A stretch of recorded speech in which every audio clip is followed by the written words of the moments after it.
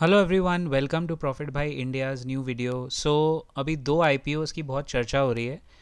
LG electronics पे बात करेंगे इस वीडियो में। टाटा कैपिटल, एलजी इलेक्ट्रॉनिक्स, ये दो आईपीओज़ हैं एंड अप्रॉक्सीमेटली टोटल मिला के 5 कंपनीज़ का आईपीओ हो रहा है। Tata Capital aims to raise 15,000 crore, LG electronics 11,000 crore. दोनों में एक फ़र्क है कि एलजी का पूरा जो ऑफ़र है वो ऑफ़र फॉर सेल है, यानी सारे के सारे पैसे जो आप भरोगे वो सीधा एलजी के Korean promoter, south Korean promoter के पास जाएंगे। आईपीओज बहुत आ रहे हैं मार्केट में। I think you should be very careful किस में अप्लाई करें ना करें, और अपने फाइनेंशियल एडवाइज़र्स से बात करके ही डिसीजन लेना है आपको। That's a standard disclaimer. Tata Capital IPO पे एक क्विक 2 मिनट वीडियो हमने मेंबर्स के लिए डाला है as a training program and educational purpose, तो उस पर तो मैं बात नहीं कर पाऊँगा। एलजी पे आपको मैं बताता हूँ, मेरे कुछ रेड फ्लैग्स हैं। यूजुअली जब आईपीओ आता है ना, तो आपको मेन क्राइटेरिया देखना चाहिए कि ओएफएस कितना है परसेंटेज, और पब्लिक के लिए कितना छोड़ा है। एलजी ने क्लियर कट बोला है हमारा पूरा ओएफएस है। It's raising, aiming to raise 11,000 crore through its IPO, and entire proceeds from the offer will go to LG Electronics Inc of South Korea. जब मैं ऐसी चीज़ें पढ़ता हूँ ना, मेरा अपने आप ही उधर, चाहे कोई भी ब्रांड नेम हो, मेरा अपने आप ही पुट ऑफ हो जाता है मूड, क्योंकि कंपनी का वैल्यूएशन देखिए 77,000 करोड़। ये इंडिया, एलजी इलेक्ट्रॉनिक्स इंडिया की बात हो रही है, हाँ? और अपर प्राइस बैंड पे शायद आईपीओ आएगा। अगर ये चल भी गया तो मेरे को वो बात हजम नहीं होती है कि मेरे देश में पैसा नहीं, वो पैसा मैं जो भर रहा हूँ, 15,000 रुपये जो यहाँ से भरेगा, वो सीधा जाएगा उधर, इंडिया के एलजी में भी नहीं, सीधा कोरियन पेरेंट के वहाँ। उनके पास होंगे वहाँ बहुत लीगल डिस्प्यूट्स है, उनको पैसे की ज़रूरत है। सोचा इंडिया का मार्केट थोड़ा बॉयंट है, वहाँ से आईपीओ कर लेते हैं। अब तक किया नहीं। hyundai ने भी यही किया था। hyundai के आईपीओ के बाद अब जाके उसको वैल्यूएशन अच्छा मिल रहा है। वो भी क्योंकि पूरा ऑटो सेक्टर अच्छा चल गया, एक तरह से ऑटो सेक्टर की बल्ले बल्ले हो गई, तो वो निकल गया आईपीओ बहुत अच्छे से। खैर, हुंडई के time I remember I had covered that and we had a positive intent on that. उसके नंबर्स भी थोड़े बेटर थे। यहाँ एलजी के आप नंबर्स देखो, मतलब रेवेन्यू देखो, और रेवेन्यू के अगेंस्ट पैट देखो, तो वो गिर रहा है क्वार्टर ऑन क्वार्टर, गिरता हुआ। ऐसे टाइम पे अगर आईपीओ लाएंगे, चलो वाई ऑन वाई बेसिस पे अगर थोड़ा स्टेडी भी हुआ, this business margins margins are not very conducive for growth, क्योंकि पूरा चाइना compete कर रहा है इस बिजनेस में। इंडियन ब्रांड्स भी ठीक ठाक compete कर रहे हैं। खुद एलजी के सामने सैमसंग खड़ा हुआ है, इतना बड़ा brand.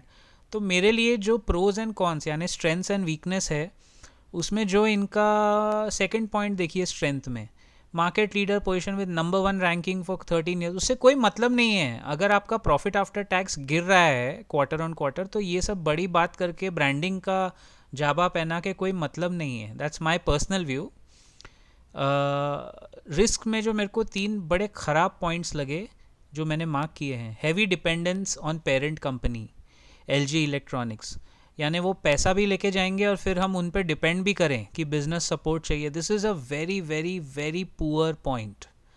Intense competition from Samsung, Sony, Haier and other brands, उसमें लोकल इंडियन ब्रांड्स भी है, चाइनीज़ भी है। और सैमसंग के सामने मुश्किल है ना फिर टिकना, अगर ऐसा है तो। सोनी और सैमसंग अकेले खड़े हो जाएं तो एलजी का माल तो बिकेगा, no doubt about it. But भाई, आज ऑलरेडी इतना कम्पिटिटिव स्पेस में आप मार्जिन कैसे बनाओगे, वो प्रॉब्लम है। तो मार्केट कितना उसको सर पे चढ़ाएगा, वो भी देखने वाली बात है। Manufacturing dependency on Noida and Pune facilities, बस ख़त्म, खलास। आप किसी भी वजह से लाइसेंसेस में, सरकारी तामझाम में अगर डिपेंडेंट हैं, तो फिर आप समझ लो आप कितने सुखी और कितने सेफ है आपका बिजनेस।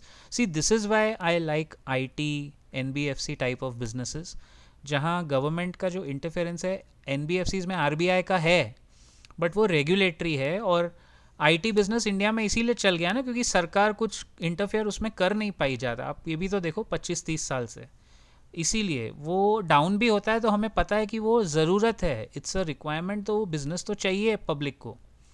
बट यहाँ क्या है, जहाँ चॉइस है ना, वहाँ फिर आपके पैसे कैसे बनेंगे। And third point, last point, risk potential intellectual property disputes and legal challenges, ये मुझे बहुत बड़ा इशू लगता है इंडिया में नहीं, साउथ कोरिया में, क्योंकि वहाँ उनके ऊपर अगर क्लास एक्शन लॉसूट कुछ लग गए तो समझ लो आपके ही पैसे से वो अपने लीगल खर्चे और ये सब नौटंकी बाज करके उठाएंगे. So overall I have a down rating. Listing gains अगर इसमें मिल भी जाएं तो भी मुझे लगता नहीं है ये आईपीओ. रिस्क काफ़ी ज़्यादा है और रिटर्न की प्रोबेबिलिटी काफ़ी कम है. It's a 3:1 ratio in favour of risk and reward बहुत कम है. उल्टा होना चाहिए, रिवॉर्ड ज़्यादा होना चाहिए, रिस्क 1 होना चाहिए, रिवॉर्ड 3, तब हम ट्रेड लेते हैं. इसमें तो खैर पूरा ही उल्टा है, but that's my personal opinion. आप अपने फाइनेंशियल एडवाइज़र से कंसल्ट करें और सलाह मशवरा करके आगे बढ़ें. Good luck. Tata Capital IPO पे अगर आप जानना चाहते हैं फास्ट व्यू तो आप हमारा मेंबर सेक्शन एक बार सिल्वर मेंबरशिप भी सब्सक्राइब करके देख सकते हैं. No compulsion. I will see you in the next video very soon dear subscribers. And ये भी याद रखना कि वीकली हमारे 2 लाइव सेशन छोटे छोटे आधे घंटे के आएंगे मार्केट के क्लोजिंग में. Something like a media house. We will cover what's going on, क्या स्टॉक्स हैं, क्या पोजीशन है, वगैरह वगैरह. तो ये एक न्यू प्रोजेक्ट है, वो हम शुरू करेंगे. तो आप लोग 2:45 से 3:30 बजे तक 2 लाइव सेशन भी हमारे देख पाओगे. जय हिंद, जय महाराष्ट्र.